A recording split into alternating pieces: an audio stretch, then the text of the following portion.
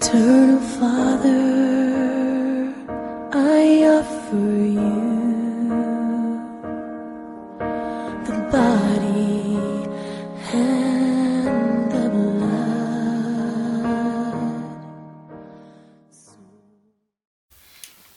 Basi ni asubuhi njema ambaye Mungu tena ameandaa ili nami nikapate kupata nafasi ya kuwasiliana nawe moja kwa moja kupitia runinga ya Lulu TV. Kwa hivyo ni asubuhi ambaye nimeingia tena, nimerudi na nimekuja ili tukapate kujifunza pamoja nawe kwa neno la Mungu. Alafu baadaye tutaomba pamoja na jina la Mungu litapata utukufu. Ndiposa asubuhi ya leo ninapoanza ninakukaribisha ili ukapate nafasi yako nawe pia, ili ukapate kuchukua muda wako tukapate kusoma katika neno na tujifunze pamoja. Baada ya kumaliza tutaomba pamoja, na najua ya kwamba utabarikiwa na Mungu atatenda jambo kwa maisha yako. Ndiposa unaweza ukachukua Biblia chako hata nawe mnapokaa hapo kwako. Tutasoma katika andiko, tutajifunza na tutaomba pamoja. Kwa majina ninaitwa Askofu William Abol.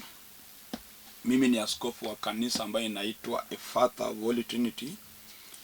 Sasa ninahudumu hapa Nairobi, na leo asubuhi Mungu amenipa hii nafasi ili nikapate kuwasiliana nawe kupitia runinga hii ili tukapate kuomba pamoja. Kabla sijasoma maandiko, Jumapili iliyopita niliwatangazia kwamba tunaenda kuwa na mkutano mkubwa pale Abol Center. Abol, ukitoka Ahero ukielekea Kisumu kuna center hapo katikati inaitwa Abol, ama ukitoka Kisumu ukielekea Ahero kuna center hapo katikati ambayo inaitwa Abol. Hapo tunaenda kuwa na mkutano mkubwa sana, na ningependa kuwakaribisha wote ambao mnatoka hiyo eneo ili ukakutane hapo. Tutakuwa na convention kutoka asubuhi mpaka jioni ya saa 9, alafu kuanzia saa 9 tutakuwa na open air crusade hapo Abol Center. Tutakuwa hapo tu ukiwa karibu na Utino Yo Secondary School. Hapo kando ni tutakuwa na mahali tunakuwa na convention. Na hiyo mkutano itaanza tarehe 6 mpaka tarehe 11. Kwa hivyo crusade tutaanza tarehe 7 mpaka tarehe 11 Jumapili. Itaanza Wednesday mpaka Jumapili. Na wakaribisha wote mkakuje ili tukapate kukutana, ili tukapate kujifunza, kusikia neno na kuomba pamoja. Leo asubuhi ya Jumapili ya leo ningependa tuende katika kitabu cha Warumi. Hapo ndio nitataka kusoma neno chache hapo, alafu tujifunze pamoja, baadaye tuombe. Na nataka kusoma katika Warumi 8 mstari wa 31. Najua hii ni verse ama chapter ambaye kila mmoja anajua, ni kama memory verse. So najua nitakaposoma hata wewe pia utakuwa umeelewa inasema nini. Ndiposa hata nawe unaweza chukua Biblia yako tukasome pamoja nawe ili tukapate kujifunza. Biblia inasema ya kwamba, basi tuseme nini juu ya hayo?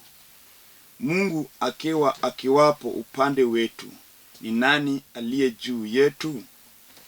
Ni hapo tu ndio nimesoma, na hapo ndio nataka nikapate kuongea ama kufundisha kutoka katika hii andiko mahali nimesoma. Najua ya kwamba hata nawe umesoma pamoja nami na ukaelewa kile Biblia inasema. Na kama hujasoma, wacha nirudie kusoma tena niposa usipate kusikia vile maandiko inasema. Na ningekuomba uwe na usikivu sana, kwa sababu nataka kufundisha jambo kutoka katika hii andiko. Na hii jambo ambayo inaenda kufundisha itabariki maisha yako, na itabadilisha maisha yako utakapokuwa na usikivu na utakapokuwa na imani. So narudia kusoma. Biblia inasema hivi, basi tuseme nini juu ya hayo? Mungu akiwapo upande wetu, ni nani aliye juu yetu? Hiyo ndio mahali nataka kufundisha. Biblia inatuambia kwamba Mungu akiwa upande wetu, ni nani anayeweza kuwa juu yetu? Mbona nimesoma katika hii andiko, kuna wengi wetu tunaishi katika maisha yenye hatuna amani, hatuna uzuri. Maisha imetulemea, mambo imekuwa mengi, shetani ametudhulumu mpaka kuna wengi tunakaa ni kama tunalazimisha maisha. Wengine maisha yetu imefika mahali ambapo wengine hata tunachoka na kuishi. Wengine wanafikiria hata kujinyonga, wengine wanapitia mambo magumu, wengine hata hawana amani. Na hii shida zote ambayo tunapitia hizi shida kwa sababu shetani ametuteka nyara na ametufunga na anatutesha. Amekuwa na uwezo na mamlaka juu ya maisha yetu. Na kila mmoja unaposhikwa na shetani, unapowekwa katika minyororo ya shetani, kuna mengi lazima maisha yako itapitia. Na zingine inakuwa ngumu mpaka hata unashindwa vile unaweza toka katika hizo shida. Kuna wengi tunaishi katika maisha ambapo hata kama unajaribu kufanya jambo, hakuna kufanikiwa. Kuna wale hata ukianza biashara yako haiwezi ikaendelea vizuri. Maisha yako imekuwa ni maisha ambayo imekuwa stuck. You can't even prosper in everything that you are doing. Paka saa zingine ukikaa unachoka, unasema mimi sijui nitafanya nini. Kuna wengi maisha yetu imefungwa. Kuna wasichana ama vijana ama wanaume ama wamama, maisha yetu imefungwa. Unaweza fungwa kwa jinsi gani?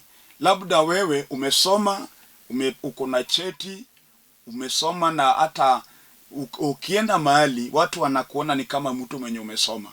Lakini kwa hiyo masomo yako hakina kizuri unapata kutoka katika hiyo masomo. Mpaka hata labda umesoma, uko na cheti, uko na degree ama uko na masters, lakini tangu usome ama tangu umalize masomo ni miaka mingi na hauwezi pata kazi.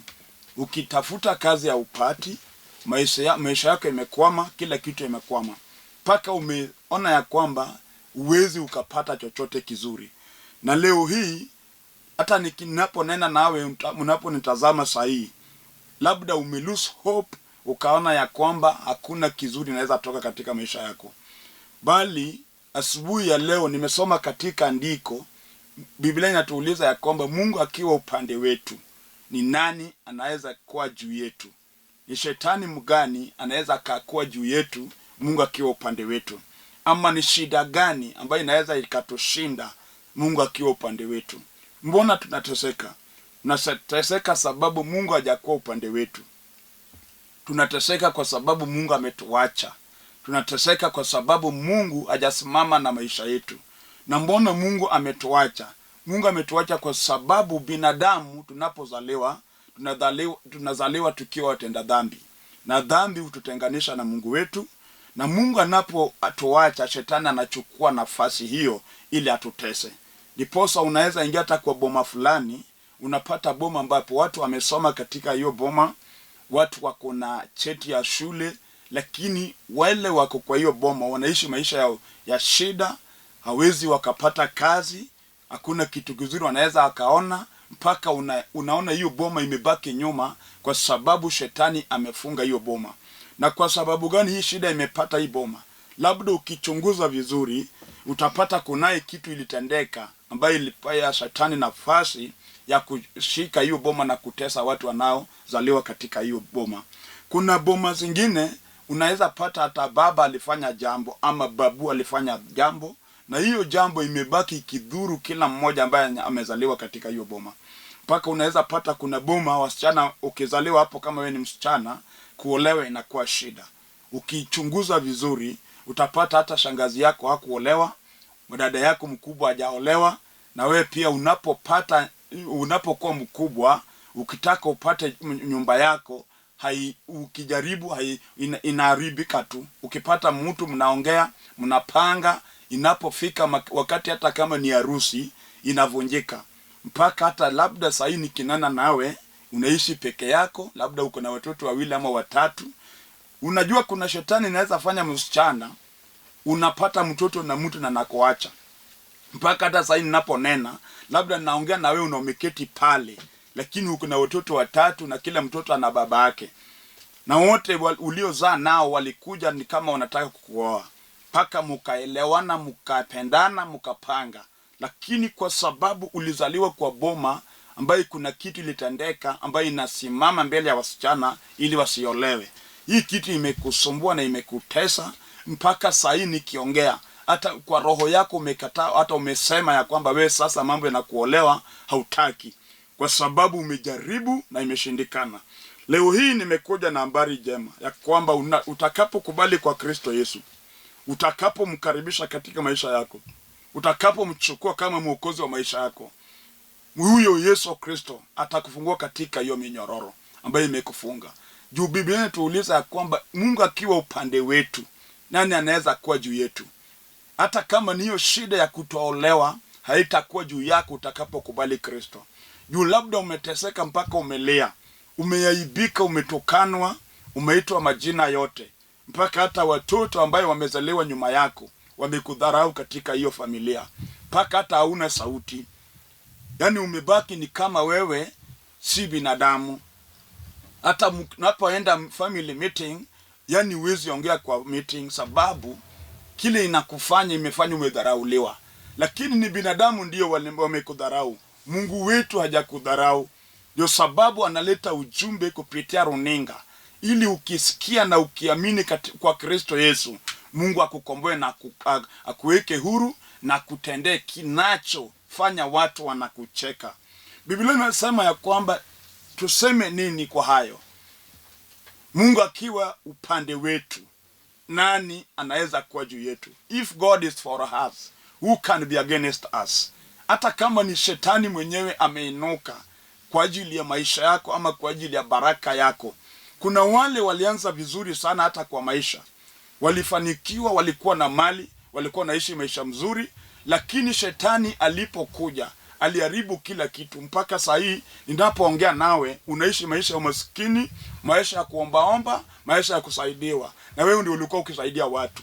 Mpaka saa hii hata unaibika kukutana na wenye wanakujua, kwa sababu yale unapitia ni aibu na ya uchungu. Lakini Yesu ametileta asubuhi ya leo ili nikueleze ya kwamba Mungu atakapokuwa upande wako, hii aibu itakutoka. Na watu wenye wamekudharau watarudi wakuombe msamaha, kwa sababu Mungu akiingia katika maisha ya mtu lazima ibadilike. Hata kama unaishi maisha gani, ambapo saa zingine hata naweza kuwa naongea na wewe, lakini kwa maisha yako umeishi maisha ambayo hata hujui ufanye nini. Kuna wale unafanya kazi, na hii kazi yenye unafanya unapata pesa, na pesa yenye unapata ikusaidii. Kuna wale unapata pesa na pesa inapotea tu. Hata akipata pesa ngapi, hiyo pesa inaisha bila kumsaidia. Paka hata labda saa zingine umechoka hata na kufanya kazi, juu unaona kuna kitu kazi inakusaidia nayo. Unapata pesa inaenda tu, hujui nini imekufanya. Hata kama ni mtu alikuroga, juu kuna wachawi wenye wanajua kuharibu baraka na bahati ya mtu. Labda walikuroga na wakasema ya kwamba hata ukipata pesa haitakusaidia. Mpaka kwa kusema ukweli, pesa unapata. Pesa yenye inafaa ufanye nayo maendeleo, yenye inafaa ufanye nayo kitu ambayo inaonekana. Lakini ukipata hiyo pesa inakuja na kisirani. Kuna nyumba pesa ikiingia, lazima baba na mama wakosane. Mpaka unapata mama na bebe mzigo anatoroka, wanapigana, wanavurutana, mpaka hiyo pesa iishe. Na hiyo pesa inaisha bila kufanya chochote kwa hiyo nyumba. Unashindwa nini naendelea? Ambapo kama tuna pesa kwa nyumba tuko na amani. Na pesa ikiingia hatuwezi elewana. Tunakosana, tunapigana, mpaka mimi nitoroke ama bwana anatoroka. Kuna wabwana ambao wakipata pesa, wakati yako na pesa anasahau familia yake. Mpaka unampata familia wanateseka na baba ako na pesa. Wakati yako na pesa anatoroka, labda anawekwa na malaya, pesa hiyo inatumika kwa njia ya ile ya raha mpaka ishe huko. Pesa ikishaisha ndio sasa unafunguka macho, ndio unarudi kwako tena, unaanza tena from square one. Ninafaa ujiulize nini nakufanya? Ambapo ukiwa na pesa hauelewani na mke wako, ukiwa na pesa unasahau familia yako. Pesa ikiisha ndio unarudi. Na labda hii pesa yenye unatumia ama unaharibu ni pesa nyingi sana, ambayo inafaa ufanye nayo maendeleo.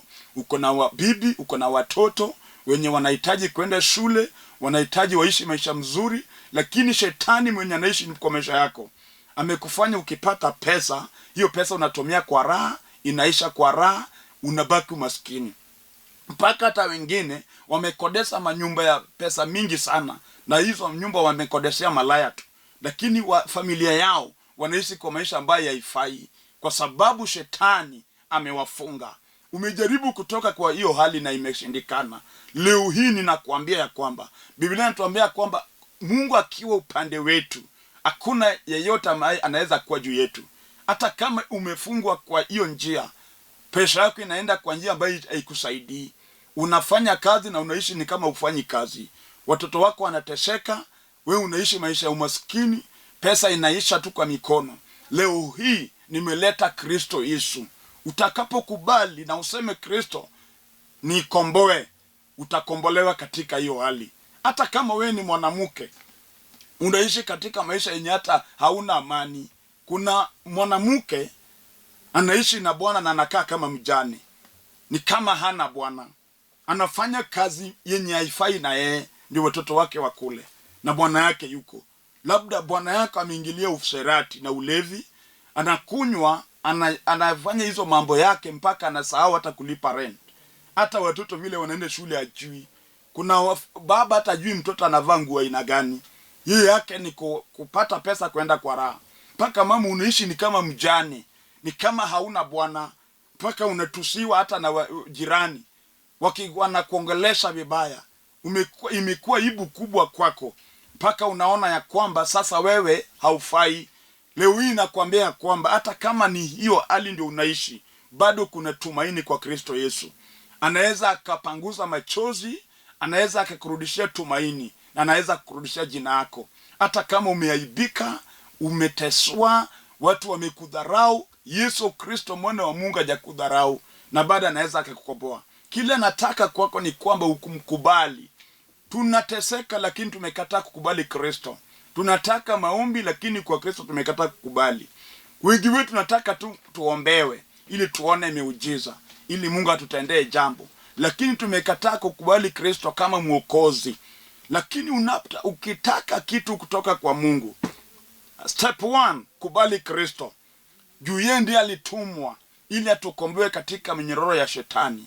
Hata kama wewe ni mgonjwa, kuna wengi wetu tuko wagonjwa, na hata ukienda hospitalini ukipimwa ugonjwa haipatikani, na unaumwa, mwili imereduce, maisha yako inadhoofika, lakini hata uende hospitali upimwe, daktari anakuambia ugonjwa haipatikani.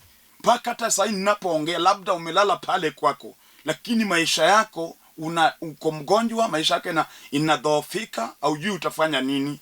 Labda umepimwa, umepelekwa kila hospitali, lakini ugonjwa haipatikani.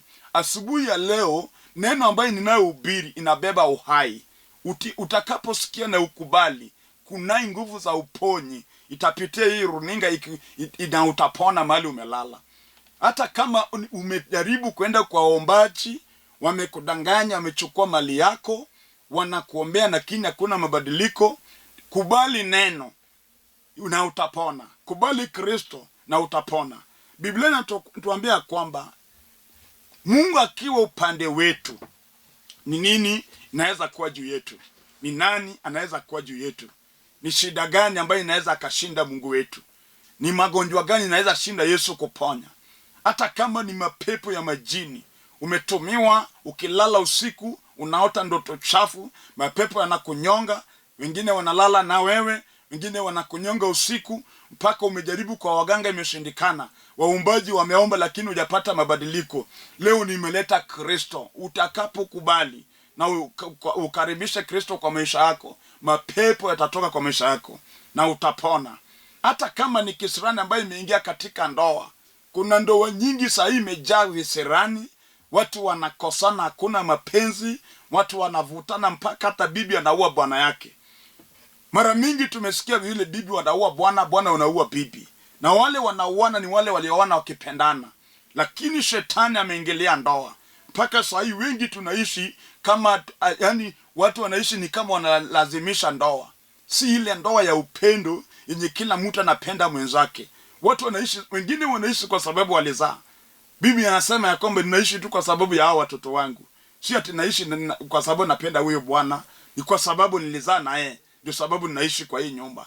Hata wengine wameenda as far as kusema ya kwamba hata kama niko hapa sioni kama wewe bwana utanizika, kwa sababu maisha yenye naona tunaishi siwezi kubali kukaa na wewe. Mpaka hata ndoa nyingi zimeharibika. Siku hizi tuko na singles mother wengi wenye wanaishi na watoto bila bwana. Ukiwauliza utapata waliolewa, lakini ndoa ilishindikana. Walikosana na wakatengana na wakawachana, kwa sababu shetani hataki amani kwa ndoa. Lakini Mungu akiwa upande wetu, ndoa yetu itasimama. Mama, hata kama ndoa yake imevunjika, bwana amekutoroka, amekuacha na watoto, ujui ukafanye nini, ametoroka na hata renta lipi, ama amekuacha kwa boma, kunaye Yesu. Ukimkimbilia atarudisha hii amani, na anaweza badilisha maisha ya huyo bwana na akumbuke familia yake. Hata kama wewe ni bwana, unaweza kuwa unanitazama asubuhi ya leo, lakini nyumba yako imeharibika.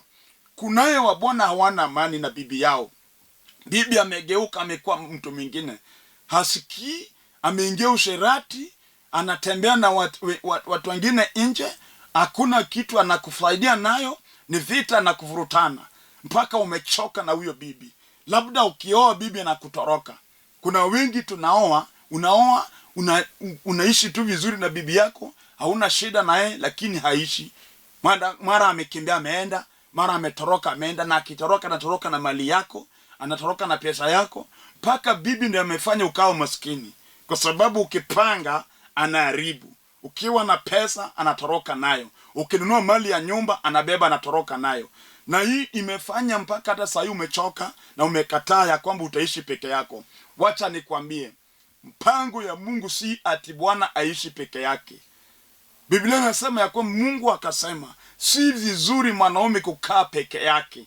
Ndiposa akamfanya akalala, akachukua mbavu, akatengeneza mke, akaleta mke, akaamusha Adamu. Adamu alipoamuka akaona Hawa na akampenda, akamuita mwili wa mwili wangu, mfupa wa mfupa wangu, nitamuita mke wangu. Ndiposa wakaanza kuishi. So hii mambo ya kuishi single si mapenzi ya Mungu. Hata kama wewe ni mama unanitazama asubuhi ya leo, ama wewe ni msichana, ama wewe ni mama uko na watoto, na unasema ya kwamba wewe utaishi kivyako, na kuambia hiyo sio mapenzi ya Mungu. Unaweza kuwa uko na mali, unatembea gari kubwa, uko na nyumba kubwa, na bwana hauna. Jua ya kwamba kuna upungufu uko nayo, ambayo hiyo Mungu peke yake anaweza akatenda. Hata kama ulikuwa umekufa roho, ukasema ya kwamba mimi sasa sitaolewa, asubuhi ya leo nakwambia kwamba tafuta imani kwa moyo wako. Tutaomba na wewe Mungu mwenye anafungua njia. Kunaye bwana mzuri mwenye anafaa kuoe. Ni shetani alikutangulia, anakupea wenye si bwana yako, wenye hamwezi elewana nao. Lakini Mungu bado yuko, na akiwa upande wako, hakuna yeyote atakuwa juu yako. Hata kama ni bahati mbaya uko nayo, kila kitu unafanya, kila haifanyiki vizuri, mpango yako inaharibika, ukiongea kitu. Kuna wengine tunaishi kwa maisha ingine fani sana. Kuna mtu uko na spirit of rejection. Hii roho inakusumbua. Popote umeenda, hata mwenye akujui unastuka tu, mwenye akujui hakutaki. Na hata kama unaenda, hata kama mahali unafanya kazi, hakuna kitu kibaya umefanya, lakini watu wanakugeuka tu.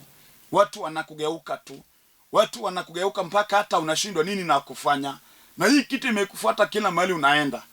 Popote umeenda unapata ya kwamba wewe utakikani. Ukiongea jambo, watu wanaona tu unaongea vibaya. Hata ukisema kitu kizuri, watu wanaigeuza inakuwa kitu kibaya. Mpaka unashindwa nini mbaya na maisha yako. Inamaanisha ya kwamba kunaye vile unaishi na roho, the rejection spirit. Na hiyo roho ni roho mbaya. Hii ndio imefanya hata wanawake wengine wamefukuzwa katika boma fulani. Ukienda kwa hiyo boma ulikuwa umependwa, lakini because of that rejection spirit, unastuka tu watu wanakugeuka. Unafukuzwa, ama wanakuwekelea maneno. Unawekelewa maneno hata ukiishi kwa landi. wewe ndio kila saa unawekelewa maneno. Si ati hao watu ni wabaya. Kuna kitu inaisha kwa maisha yako ambayo inaitwa rejection spirit. Utakapokubali Kristo Yesu, na kwambia Kristo atakomboa maisha yako, na hiyo spirit itatoka kwa maisha yako. Biblia inasema ya kwamba Mungu akiwa upande wetu, nani anaweza kuwa juu yetu? If God is for us, who can be against us? Hata kama umetoka kwa boma ambayo watu wanakufa, na ukiangalia kifo yenye watu wanakufa kwa hiyo boma, ni wachawi na waganga wanaua watu wenu. Leo hii hata ukao muoga, ukaogopa kwenda hata nyumbani, kwa sababu watu wanakufa wanaisha kwa boma. Yesu akiwa upande wetu, nani anaweza kuwa juu yetu? Mungu huyo Yesu huyo ndiye alisimamisha kifo kwa kina Lazaro, na akafufua Lazaro akawa mzima. Hata kama ni nini natendeka kwa hiyo boma, kubali Kristo, kubali Yesu kama mwokozi, chukua Kristo kama Mungu kwa maisha yako, uone vile atakupigania. Na hao waganga wote watashindwa, na boma itasimama kwa ajili ya Kristo. Ndiposa asubuhi ya leo nitakapoomba nawe, kwa sababu imefika wakati ambayo nataka kuomba na kila mmoja. Nataka uwe na imani na useme ya kwamba leo hii ninajiachilia kwa mkono wa Kristo. Nataka Yesu anitendee jambo. Hata kama wewe ni mgonjwa, chukua imani. Hata kama njia zako zimefungwa, chukua imani kwa Kristo. Hata kama umetafuta kazi, hauwezi ukapata kazi, leo hii chukua hizo mabarua yako yenye unatafuta nazo kazi, ukashike kwa mkono, kwa sababu tunaenda kuomba na Mungu anaenda kufungua njia zako za kazi. Hata kama ni njia ya ndoa ndio imefungwa, ukipata bwana amwezi elewana, mnaachana vibaya, leo chukua toa imani. Tutaomba kwa sababu Mungu ndiye anajua bwana ambaye anafaa kukuoa. Mwanaume, hata kama umejaribu kuona bibi wanakutoroka, leo chukua imani. Tutaomba Mungu atatafuta mke wako mahali yuko, na atawaunganisha na mtaishi. Hata kama ni shida ya nyumba, ama ni shida kwa maisha yako, ama kuna kitu inafanyika kwa maisha yako. Kuna wanaume shetani ameingilia maisha yao mpaka wakawa wanawake, nguvu yao ya kiume shetani amemaliza. Niwe asubuhi ya leo nataka niombe na wewe kwa kila shida ambayo uko nayo. Nataka uchukue hatua ya imani, kwa sababu tunataka kwenda mbele za huyo Yesu, tuombe pamoja na wewe. Haijalishi unapitia hali gani, haijalishi ni nini natendeka katika maisha yako, hakuna kitu ngumu ambayo inaweza kashinda Mungu wetu. Yote yanawezekana. Hata hiyo yako yenye kushika inawezekana ukikubali. Ndiposa nataka uchukue hatua imani ili tukapate kuomba pamoja nawe. Kama uko na certificate, shika hiyo certificate yako kwa mkono ili tukapate kuomba pamoja. Tunaomba. Baba wetu, kwa jina la Yesu Kristo, Baba, ninakushukuru asubuhi ya leo. Asante Jehova, kwa sababu ni wewe ndiye unaye nguvu ya kukomboa watu wako. Tazama huyu mama ambaye amepiga magoti chini akilia kwa yote ambaye anapitia katika ndoa. Tazama huyu mwanaume ambaye ametafuta kazi na hawezi akapata kazi.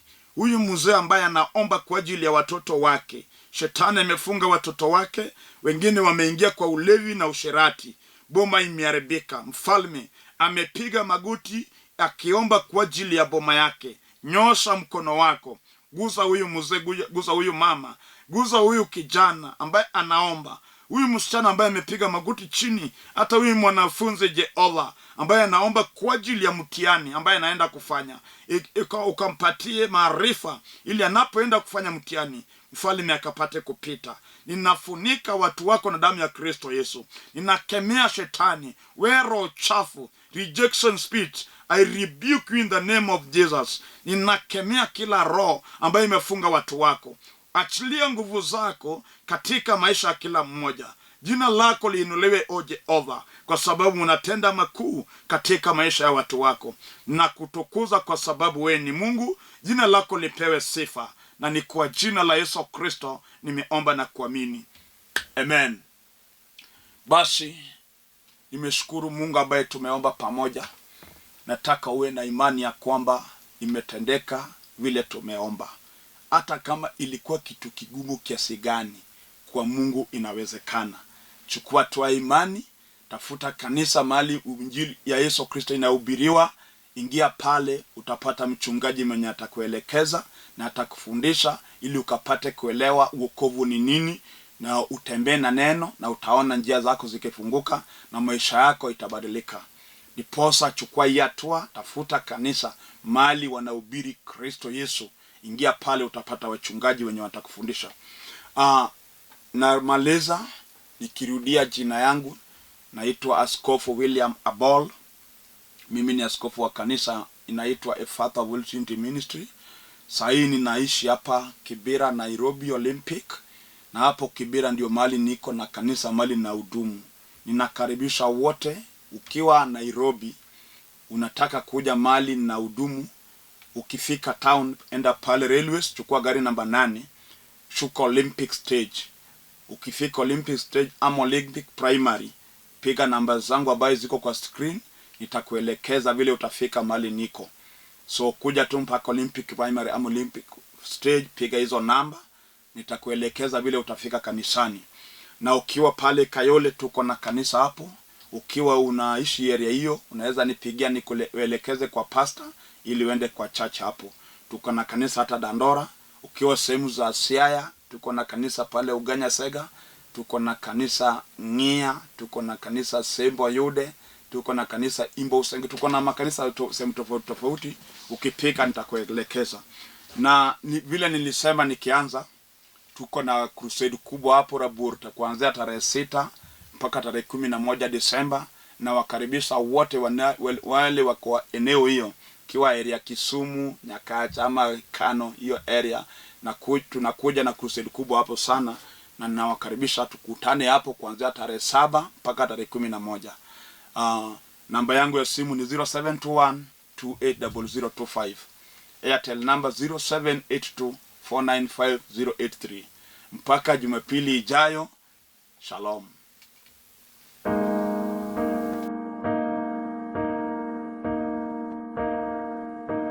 Eternal Father, I offer you the body and